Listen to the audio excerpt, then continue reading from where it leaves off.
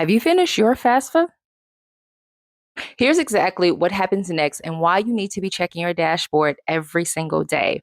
This is Coach Rock Robertson, Certified Career Strategist and Gen Z Pathfinder. Give me a like, follow, or save this video for more life, college, and career readiness content. If you need general FAFSA information, please check out my previous video. In this video, we're going to talk about what happens after you submit the FAFSA and your SAI. So step number one, you're submitting the FAFSA. After your FAFSA is processed, which usually takes 1 to 3 business days, you'll get a FAFSA submission summary. This gives a bigger picture overview of your financial aid, your estimated eligibility for the award year, the schools you listed, and the next steps to prepare you to pay for school.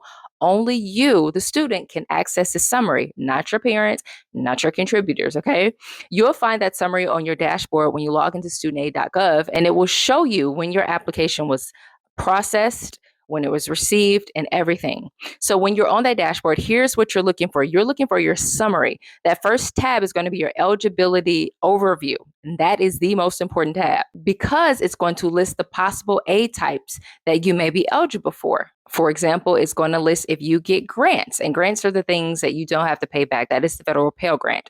It's going to make a list of federal work study. That's where you're working while you're in college. And then it's also going to list your federal student loans. These are all estimates, okay? These are just estimates on that dashboard. The school actually decides what your official offer and number will be. Your confirmed student aid index will be there as well. That's called your SAI. And this is how schools will figure out what you need. I see in a lot of the comments that the SAI people are talking about, and it's very popular. So here's a little breakdown. A negative SAI equals a higher need for aid. If you have a negative SAI, that means you need a little bit more money.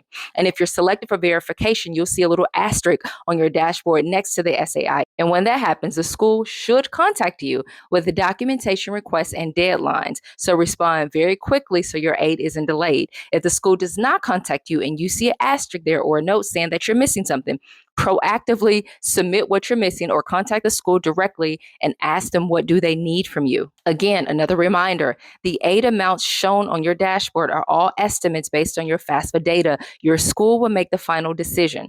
So with that SAI index, it is a formula-based index that ranges from negative 1,500 to 9,999. And based on where your SAI falls, then again, the school will determine how much financial support that you might need. Here's an example. A negative 1,500 could qualify for the maximum amount of Pell Grant, assuming that you meet all the other Pell Grant eligibility. Now, your SAI is not the dollar amount that you'll receive. Again, your SAI is not the dollar amount you'll receive. It's not what your family is expected to pay.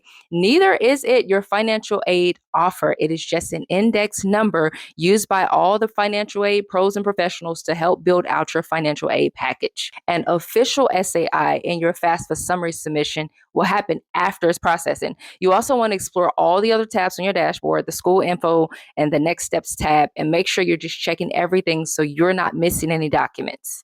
Turn everything in as early as possible because your aid depends on it. Your future depends on it, okay? So have you completed your FAFSA?